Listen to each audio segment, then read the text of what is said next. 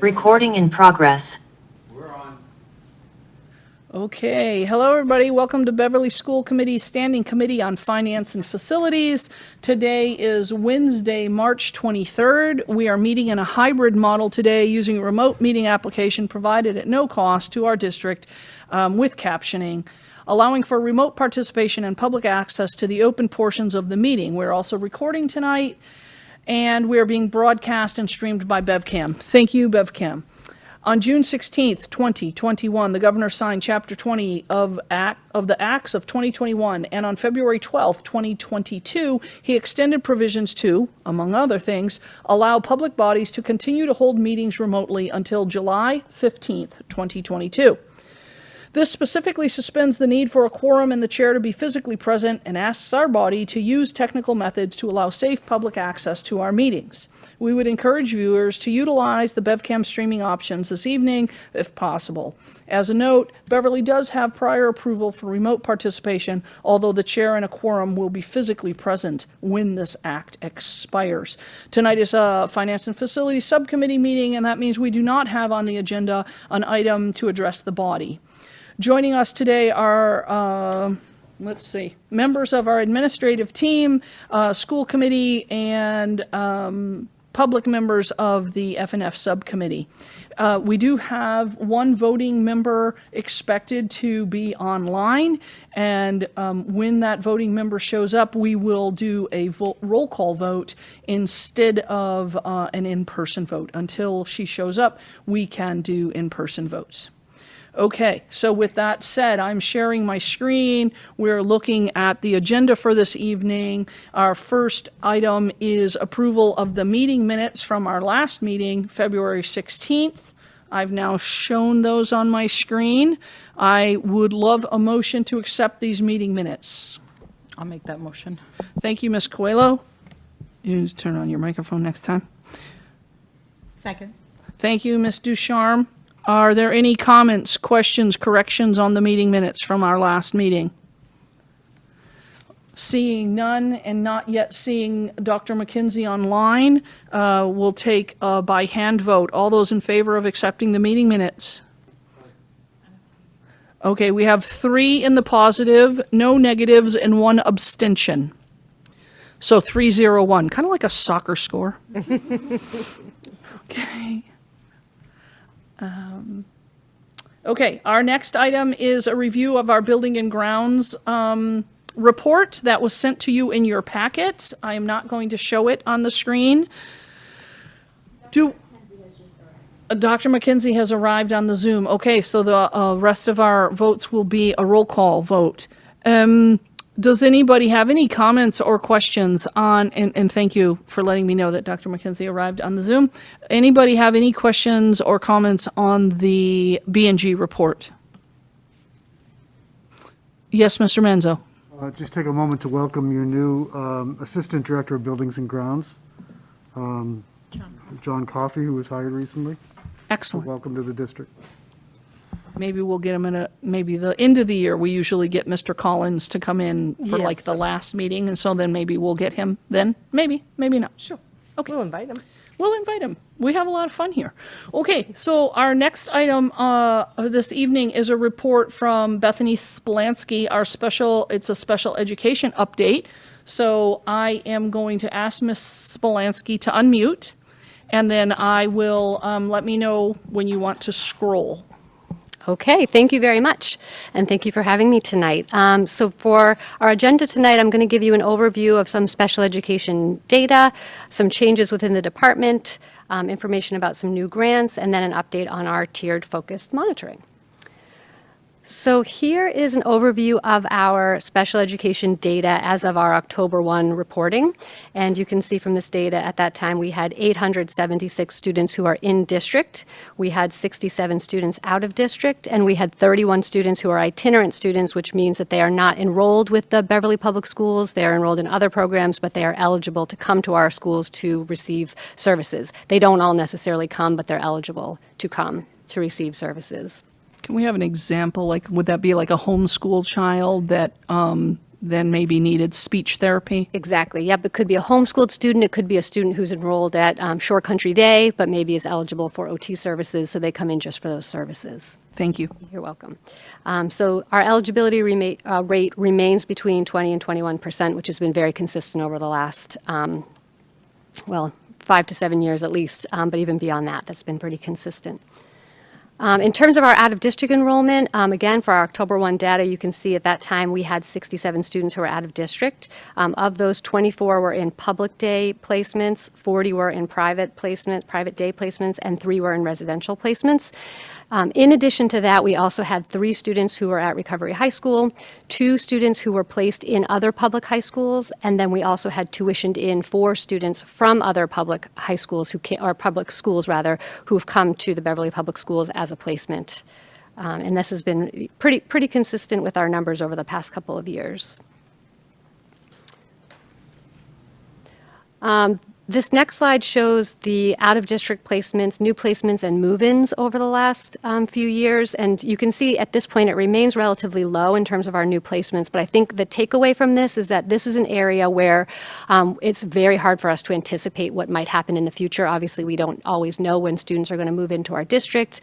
Even new placements, oftentimes it's a collateral agency who initiates a placement of a student, maybe DCF or DMH. And so in those cases, we don't always know what to expect. And so things have been low over the past couple of years, but at any point, that's an area where things could change without much notice. In terms of the FY23 budget, what you'll see when we go through the FY23 budget is that we do have some reallocation of funding for a variety of reasons. So the overall, spending is still similar, but we've reallocated where the funding is required. And so the main changes are a reduction in some of the tuition costs, and this is mainly due to a few changes in our higher cost placements. Our numbers are still relatively consistent, but we've had a few students in higher cost placements who have aged out and who are no longer we're no longer fiscally responsible for. We've had higher circuit breaker reimbursement than anticipated. Our circuit breaker reimbursement, when it's fully reimbursed, comes in at 75%. This has been the case over the past few years. If you look back years before that, sometimes we were at 68% or 70%, and so we've been consistently coming in at 75%.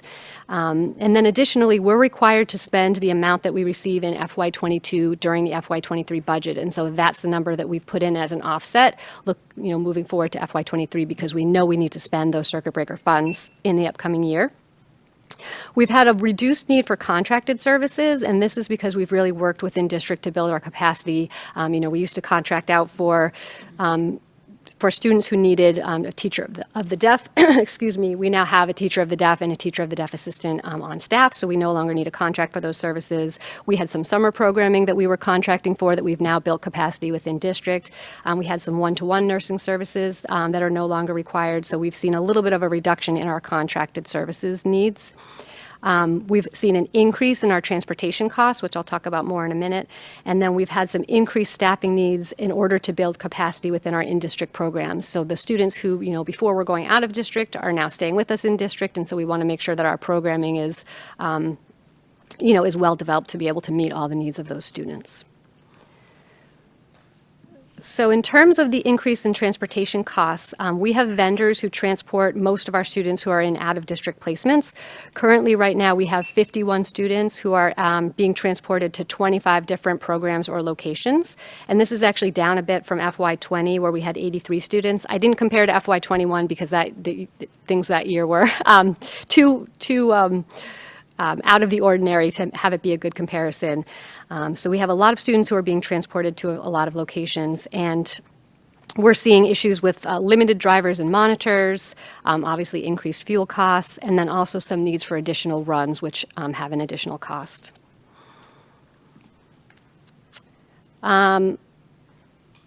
So our circuit breaker reimbursement has increased, as I mentioned. Just as a reminder, circuit breaker is a state special education reimbursement program to provide additional state funding for high-cost special education students.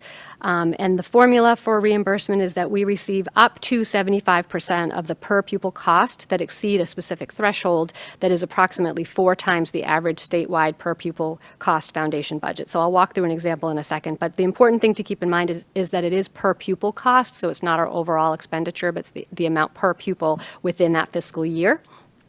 The funds are received in the subsequent fiscal year, and the formula does now include some reimbursement for transportation, which was not the case before. And so it's sort of a graduated kind of formula. In FY21, 25% of the transportation costs were reimbursable at 75% or whatever percentage the circuit breaker reimbursement was at.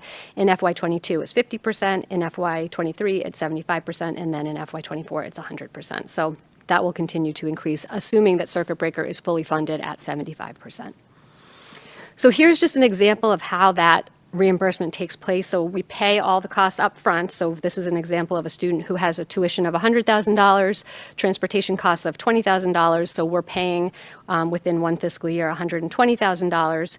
And then in terms of the tuition costs, we subtract that threshold. For FY22, the threshold is $47,636. So that's the amount that we're going to spend for any student. And then anything above that will get reimbursed, we're assuming, at a rate of 75%. So that'll give us about a little over $39,000 reimbursed in tuition costs.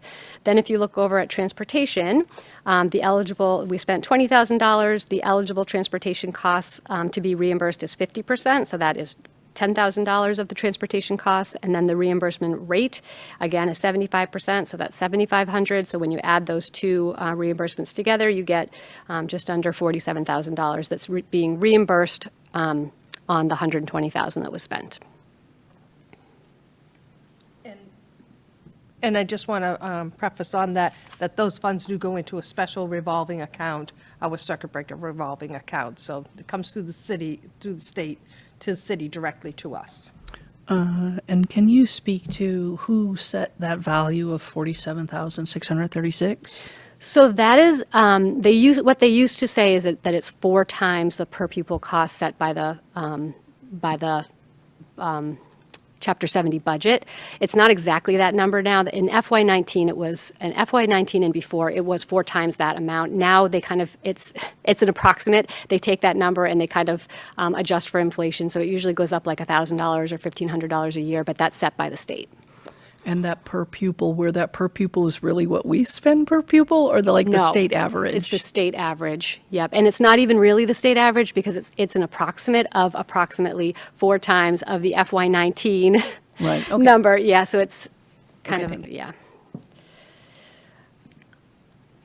Okay. In terms of changes within the department, we have recently opened an additional preschool classroom.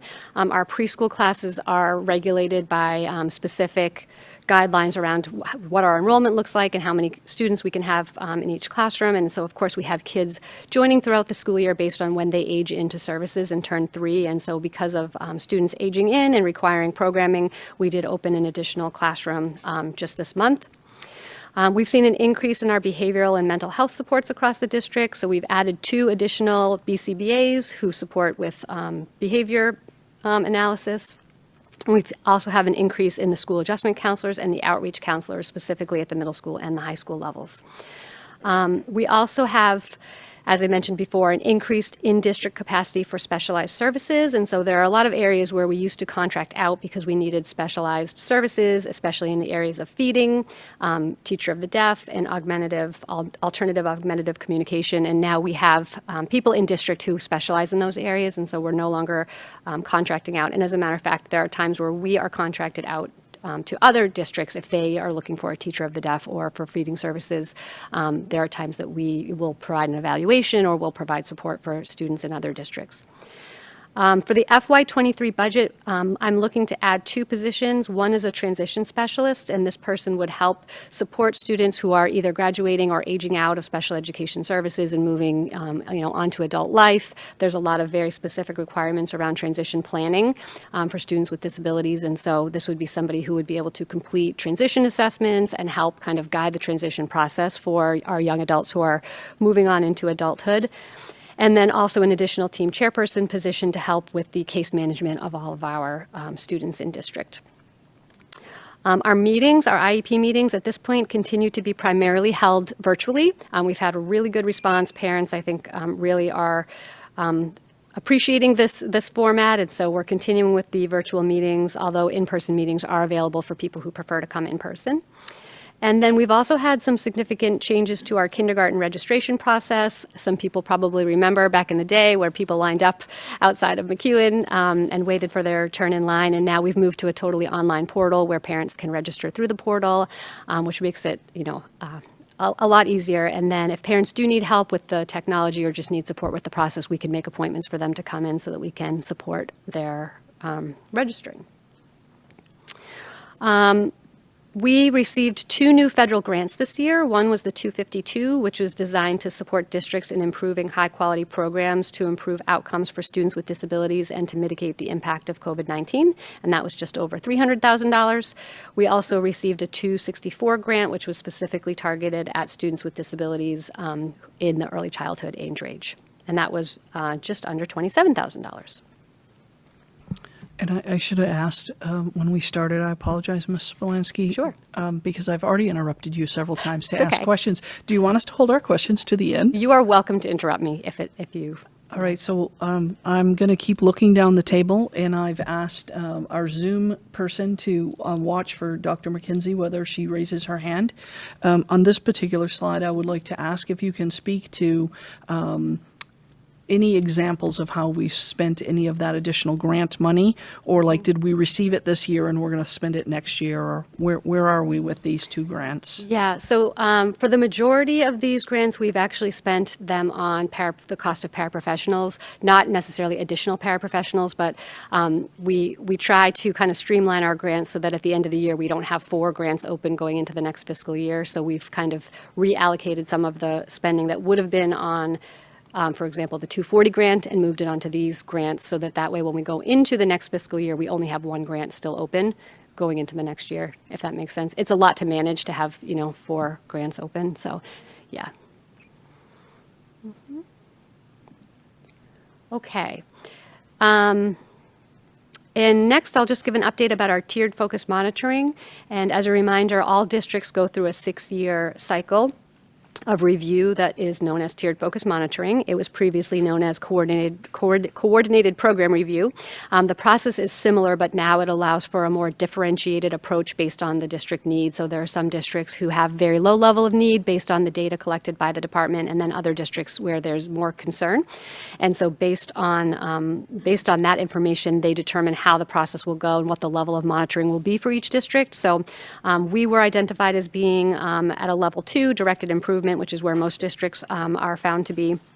At the last time that I presented last March, we were just about to have our on-site verification in March of 2021, and at this point they come in and they review all the files, they complete interviews, and they do an on-site, basically look at everything here within our special education files. And so I'm very happy to announce that we were found to be in compliance with all of the criteria reviewed. There was no corrective action required at this time. And so in terms of next steps, in the year 2023-2024, we will have our next Group B tiered focus monitoring. So Group A is a very specific set of criteria that they look at. And now 3 years later, we'll be looking at Group B criteria, which is just a different set that's much less focused on student files and team process and more focused kind of on licensure and staff and that kind of thing. Any questions that I can answer? I scrolled too slowly. I missed scrolling for the Group A. Okay, so now we're on questions. Sorry. That's okay. All right, I'm looking around the room. I have some questions myself, but Okay. I will hold mine. So at one point in time, the district had an issue with unilateral placements of students. Is that still a thing that's going on as much, or have we managed to get a hold on that? That's something that's always kind of a thing in special education. I think, because we're kind of uniquely situated here in Beverly with a lot of private special education schools in our proximity. So it's certainly something that we're always kind of dealing with. But honestly, our in-district programming is extremely strong. And so, for the most part, I think families are happy with the services that we're able to provide, and we're able to meet student needs. So, And can we, for our new people, can you please define? yeah. So there are circumstances where parents might seek to place their students in private programs and then look to the district for funding for those programs. And so, again, we've got a lot of programs in our proximity which can make that challenging at times. And so this term, unilateral, Yep. That means that the parent is choosing to place their child within a program and then coming back and seeking funding from the district. all right, so I'll just say, so for instance, I think a very common one is that people say, oh, my child is dyslexic, I want them to go to Landmark. Because it's right down the street. Right. And it's a good program. It is a very good program. And so, I had a question. Sorry, I don't know if you can see my hand on this. Yes, So whenever my turn is, just let you know I'm here. okay. Mr. Manzo, can you finish, and then we'll go to Dr. Mckinsey. and so when that occurs, though, the district has some avenue to make a pitch to the parents and the students to say, I know you like this school, but have you seen this program? And we do that, right? 100%, yeah. And again, just because a parent would, is asking for that or wants to go down that road, that's the right to make that request, but we have our response as a district too, and so, yeah, absolutely. And then finally, the same process is more or less followed when you have a student who moves in from out of district on an existing placement? No, so that's totally different. That's If a different. student, if a student moves into the district and they already are in an out-of-district placement with an IEP for that placement, our obligation is to implement that IEP. Now, it's possible that they might have been in a district that didn't have in-district programming that was appropriate for the student, and so again, we always want our students to be in the least restrictive environment, and so we will work with families to bring students back in district if it's appropriate.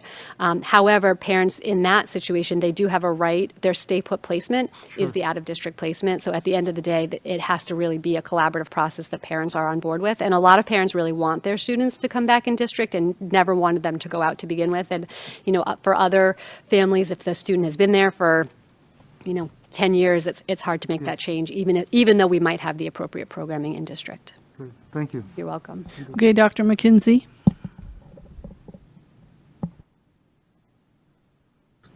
Yeah, hi there. I appreciate the question about the unilateral placement, partially because I'm personally familiar with it and other parents who do it. But I do want to clarify that sometimes parents will bypass the entire process for technical or logistical reasons and choose to take on that cost to themselves.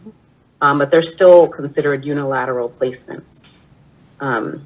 So I just want clarification on that. Is that still the definition you would use? Because I feel like the assumption is always that if the parent places their child in the program, that they will then seek district support, and that's often not the case, particularly if there's a logistical reason why they want to go directly. So let's say that the district requires a certain period of time that the student is in the district to be able to evaluate them and those kind of things. And if that's not possible, they may choose to directly place their child into a program. So I don't know if that's defined differently. So I thought maybe we could just clarify how we're using that term, because I'm not sure if it's the same thing. That's a great question. Yeah, there are certainly circumstances where parents choose to privately place their child at private expense in a private program. And that's what you're alluding to, Dr. Mckinsey. There are certainly times, for whatever reason, that parents make that choice and they are not seeking funding. They're just making a decision to place their child the same way that parents might decide to place their child at Shore Country Day. And the same thing can happen with special education schools that receive private funding. So that we typically refer to that as a student who's privately placed at private expense. We talk about unilateral placements usually at the point that there's seeking of funding. Got it. Okay, so we are using two different terms because when I speak to the special education private community, unilateral placement is often referred to as parents without the support of the district choosing to place their own children. So maybe privately placed is not necessarily a term that is as frequently used there. So I'm glad you clarified that. In general, any student who is placed unilaterally by a parent, I think you could consider that to be a unilateral placement, to your point. So I think that's accurate to say any student who is placed by a parent at parent expense is being unilaterally placed. We usually don't talk about it in those terms unless funding becomes that issue, which sometimes is not the case. So, yeah. All right. Thank you. Thank you. All right, I'm looking around the table before I pose some questions myself. All right, Ms. Spolansky, I wanted to know if you could, for people, again, who are new to this topic, explain the irony behind the, quote, fully funded at 75%. Yeah. I mean, That term, right? Yep. That's a contradictory Yes. term. And so I don't think the average person understands how do you say, oh, it's fully funded, and then we had a screen. I'll roll back to Yes. it while you speak to this. That in fact, fully funded.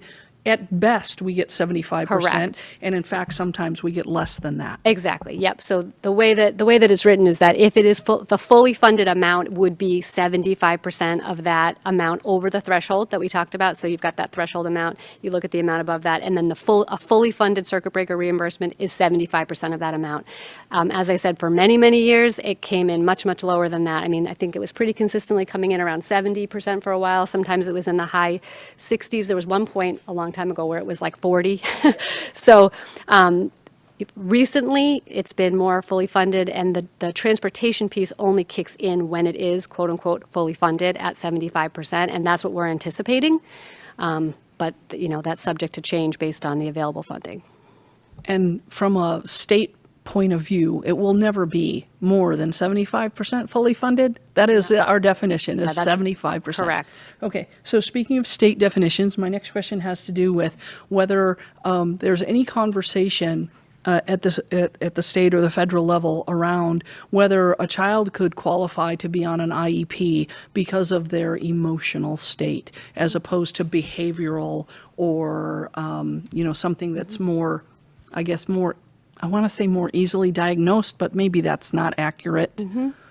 Yeah, so there is a disability category that is called emotional impairment.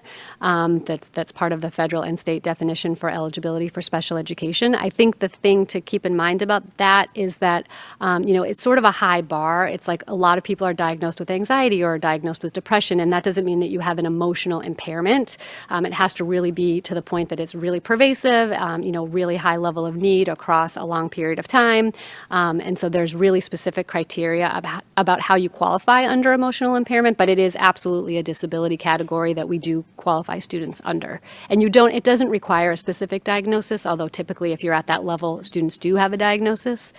But it's all of our disability categories are not diagnostic categories, but rather descriptive, educationally based categories. So it's a description of how the child presents, and we have to determine that they meet those criteria for that descriptive category.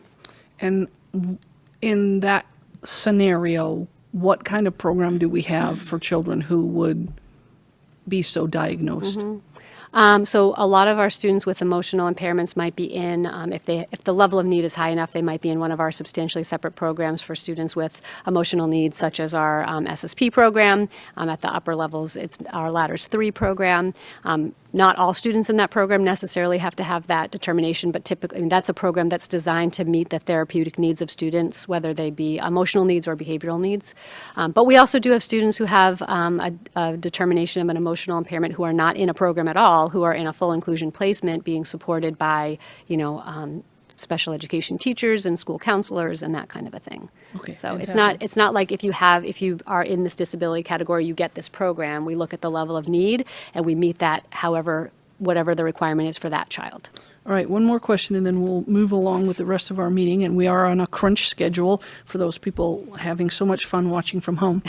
Is there a plan or a formula that you could share with us for when our children come out of McEwen? If we have a child who is eligible to be receiving, starting at 2.9, right, services at McEwen, when that child graduates from McEwen, how do we decide where and how to place that child? So, for instance,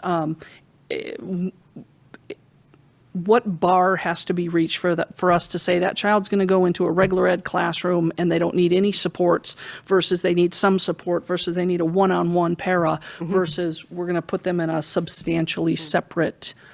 Is there a formula that people could look at and know this is what I can expect? So I wouldn't say that there's a formula, but I would say that there's a process by which we make those determinations. The IEPs are written, at the time that they're written to cover a period of a year. So typically, you know, if a student is in their last year of preschool and we're looking forward to kindergarten, at the time that we have their annual review meeting, we're looking at what their need is, and then we're looking at how that need is going to be met when they transition to their next placement.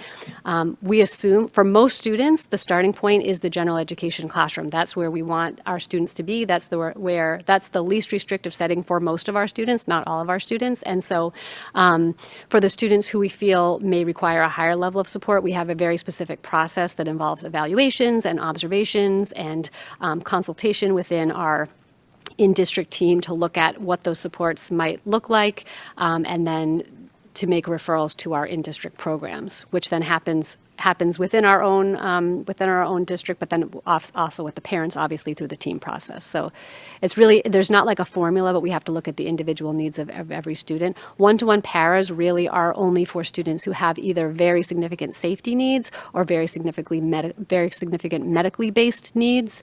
Every once in a while, you know, sometimes the safety issues can go into kind of the behavioral realm, but for the most part, you know, we have very specific criteria around that piece, but the rest of the programming is all team determination based on how we can meet the students' needs in the least restrictive environment possible. Okay, I'm looking one last time around the room. Dr. Mckinsey, I don't see your hand up. If you want to, okay, Lindsay, I'm coming to you in a minute. I'll try to keep my eye if you want to add your hand back up. If you have any more questions, yes, Ms. Ducharme. So this isn't a question that I hope that you could answer now, but maybe at some point, could we have a conversation or could you give us some information around kids that are on IEPs for not emotional needs, but like academic needs, for example, dyslexia, but that also have emotional needs attached to that as a result of their academic need.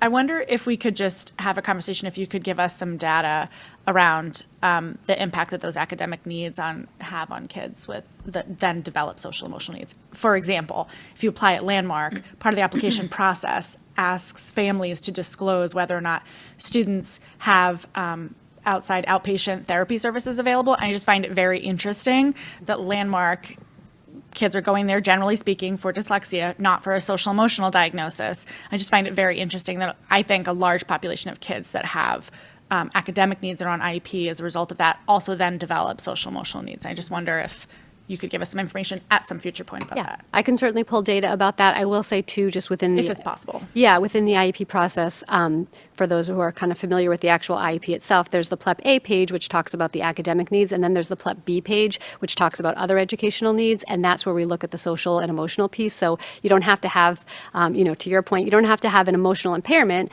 to have emotional needs that stem from a learning disability. And so we look at that in every meeting that we have for any student. We look at whether or not there are some social or emotional needs that need to be met, not because they have an emotional impairment, but because there are needs that come along with that. And those can be provided through school counselors, certainly through a lot of, our language-based programming. That's very much a part of the program for all students to understand their learning style and to understand, to make sense of why things are hard for them sometimes, and to feel okay about that. And that's part of, the instruction that we provide. You're welcome. Okay, I'm looking around the room one last time for anybody that have any more questions for Ms. Spolansky. Otherwise, we're going to go. I've put the agenda back up on the screen. Ms. Jean, shall we do our transfers first so we get the votes? Okay, which transfer would you like to see first? 180, please. And your microphone is not on, Miss Sherburne. 180, please. Okay, let me move this. Right, here's 180. I'm gonna make it a little bigger for people trying to view in the back row. I don't know if you can see that, but okay. Jean, take it away. So this transfer request that you're receiving is to put money into the snow removal vendor and the snow removal overtime custodial accounts for the storms that we've had up to this point that we've been billed for. And I have a call into Mother Nature that no more snow. We've had enough. So this, I'm requesting a transfer, and I'm taking the funding from areas that I found that we do have a little surplus in. Okay, I'm looking for a motion to accept this transfer. I'll make that motion. Thank you, Ms. Coelho. Second. Thank you, Ms. Ducharme. Does anybody have any questions about this transfer? Mr. Manzo. Yes, Mr. Manzo. So I just noticed that two of the places that the funds are coming from are substitute lines. Exactly. And so we're pretty good with where those sublines are at this point of the year, that you feel comfortable taking funds from those. Yes, I feel comfortable at this point to take the funding from there.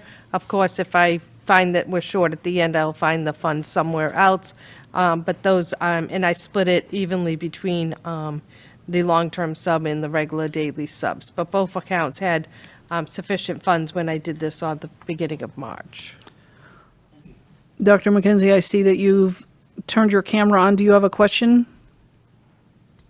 No, I just assume we might be talking about this. I want to make sure that I can be seen if I do have to raise my hand, but. Okay.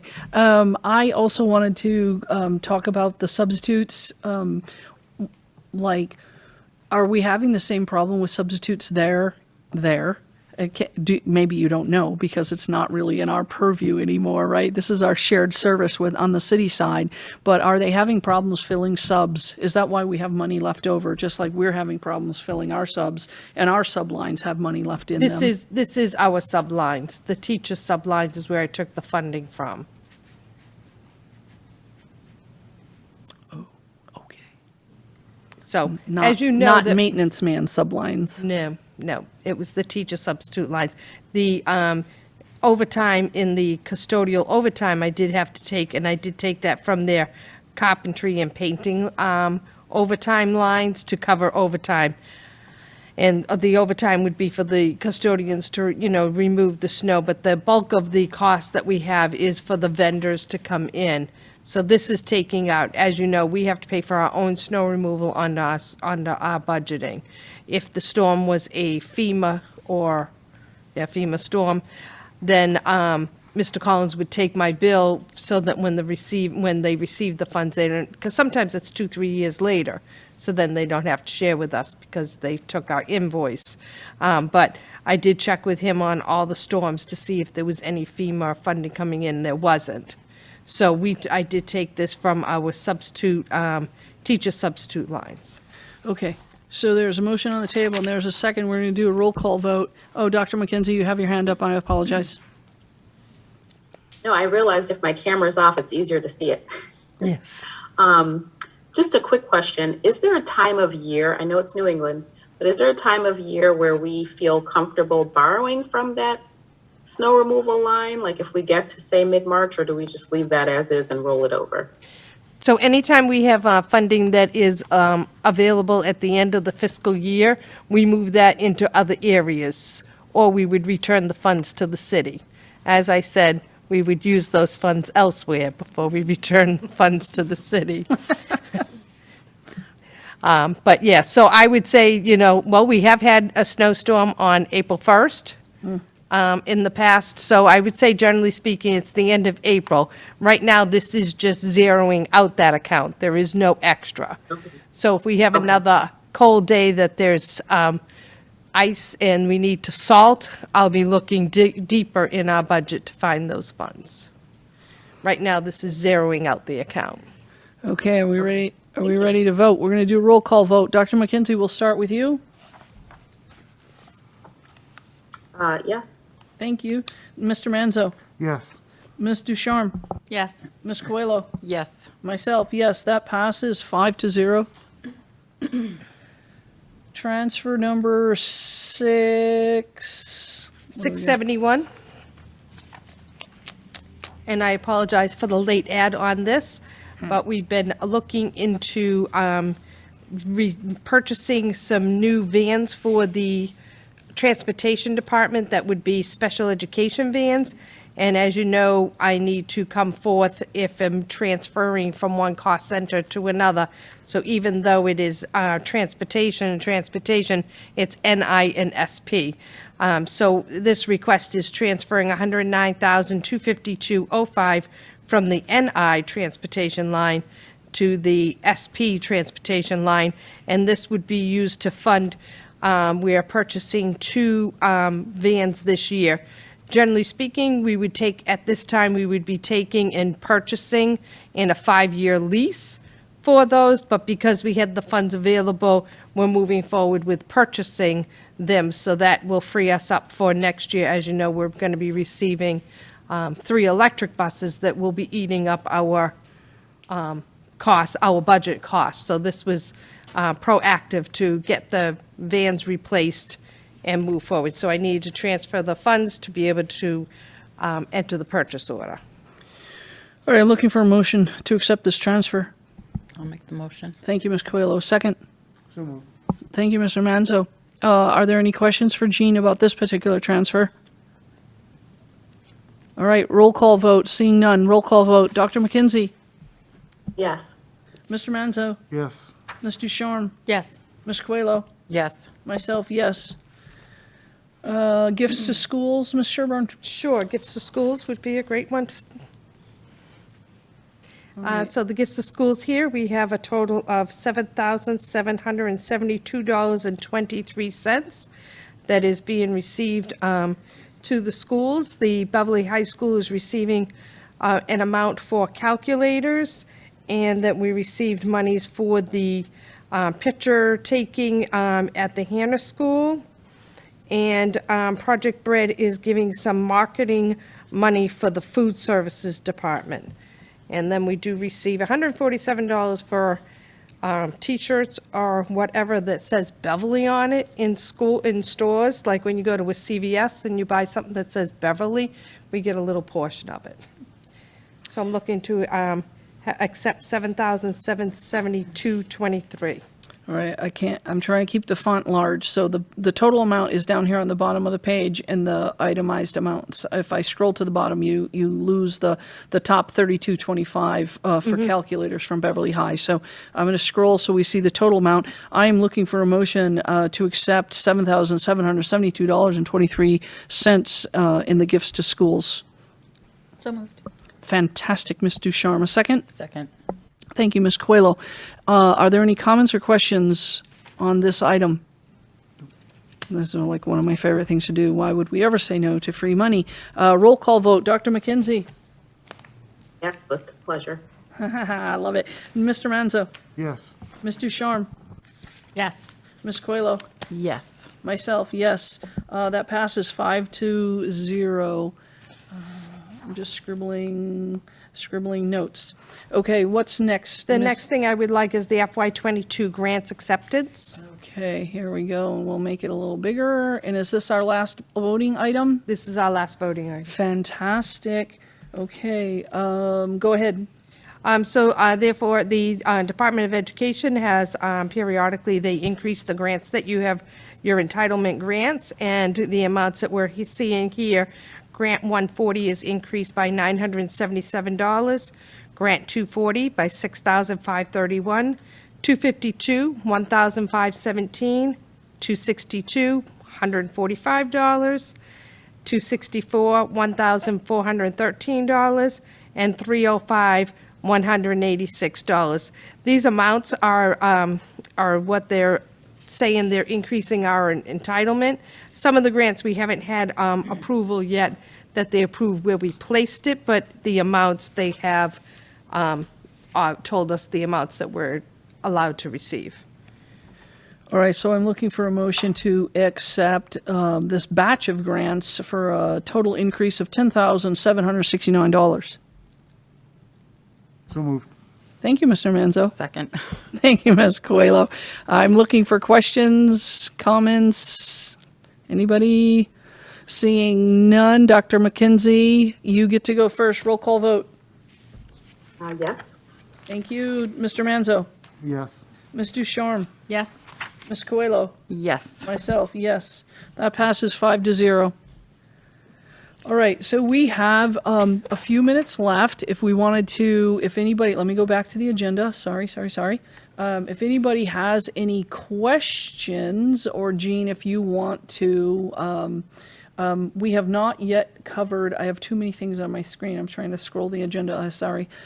Revenues or expenses? Yep, so revenues or expenses, or I could jump back to the Buildings and Grounds report, and there was some questions that were brought forward to Dr. Schrochek and myself, and we did ask the Buildings and Grounds people to tell us some of that category, so I think maybe I could just speak on that, and if anybody has any questions on revenues or expenses, they email me directly and I can answer there. All right, let Because I me- think that might be an area Before that we- will go down a rabbit Here's hole. the basic question. Are you worried about any of the revenues? I am not worried about any of the revenues at this time. Mr. Manzo, are you good with that? All right, then, then yes, please, can you speak to the questions that we got on the B&G? And then we will wrap it up and we will adjourn so we can relocate to the auditorium for our joint meeting with the city council. Yes. So the question was asked about with us not wearing masks, or masks being optional if people do want to wear them. What are we doing? So Mr. Collins and Mr. Shiroli did write in the second paragraph that we are still doing the sanitizing the high-touch areas. We do have somebody that is coming in and doing the spray disinfectant. I do believe they come in twice a month. Still, we were doing that before the COVID, when we were doing it during the flu season stuff. So we are still doing that at this time until, I think we've said committed till the end of April, I think, April vacation, and then we can look at that. We also have purchased some of those machines ourselves, so our custodians are actually able to go in and doing them if we have, when we were having breakouts of cases, we were doing that ourselves in addition to that. They are cleaning the high thing. Mr. Collins did put in here that he's aware of new guidance from the federal government, so I called him up because I hadn't seen anything from DESE and was very nervous I missed something. So he and I reviewed it together, and it's the same thing. It just, they came out and said, make sure you're replacing your filters, make sure you're cleaning your high-touch areas. So he and I were chuckling because it was, this is new, it's coming out, and he hadn't had a chance to read it before he did this, and then we were reading it, it's like, oh, same thing, same thing. So we are keeping up on our filter replacements.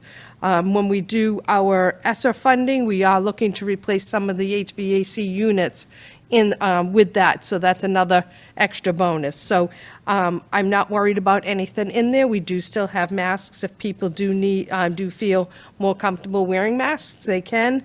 And we do still have sanitation wipes and stuff that are in the classrooms for the people to, students and teachers to use.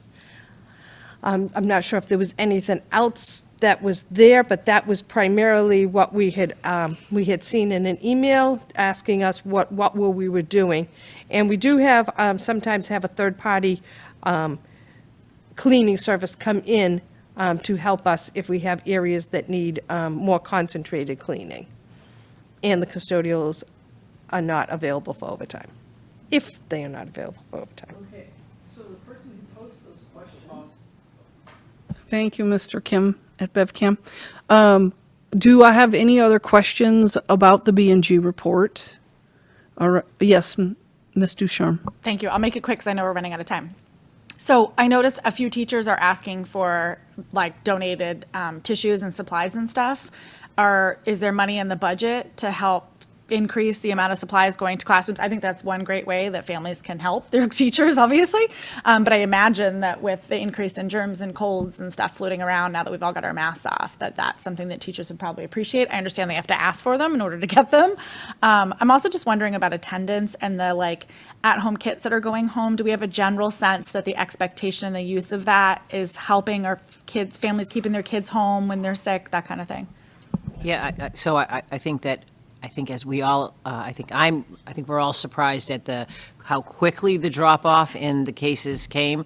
There just hasn't been, I think Teresa Kirsch reported to me on Monday morning that over the past 2 weeks, there's only been 4 cases in Beverly under the age of 18. So I keep track of those with her weekly. She gives me updates. I typically at our school committee meetings report out what those what those incidence levels are. But this week she said there were only 4 cases in the past 2 weeks. We also keep our dashboard updated.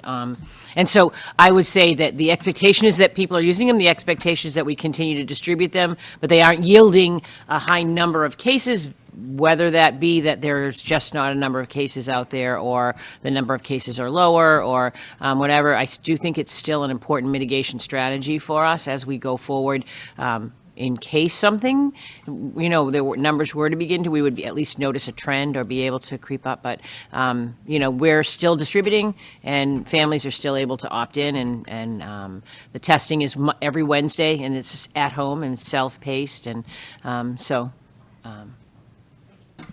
All right, and so, did you get your question answered about, can we spend funds on tissues in the classrooms? Well, I mean, that was a general. yeah. That was generally speaking, like I'm noticing that teachers are asking for supplies for the classroom because kids are coming in with colds in an increased amount now because we took masks off, and that's what happens. And so I'm just wondering, like, So We've never done that before. I would say that if teachers need tissues, they're available, they would need to talk, they would ask for them. My guess is they won't be Puffs Plus, and so perhaps they prefer that one brand of Puffs Plus. It could be that. It could be that they want Bounty single, I don't really know what would be generating that. And I do believe there's just a general feeling that they can ask for parents, and parents do like to contribute them, but certainly any teacher that needs any materials like that can request them, and they would get them. They would be state issue, though. So I think that, I don't know if that's playing into it or not, but. Okay, I'm now looking for a motion to adjourn. so moved. Second. Thank you, Ms. Ducharme and Ms. Coelho. Roll call vote. Dr. Mckinsey? Yes. Thank you. Mr. Manzo? Yes. Ms. Ducharme? Yes. Ms. Coelho? Yes. Myself, yes. That passes 5-0. Thank you very much. Everybody who's in the next meeting, giddy up. Thank you, BevCam.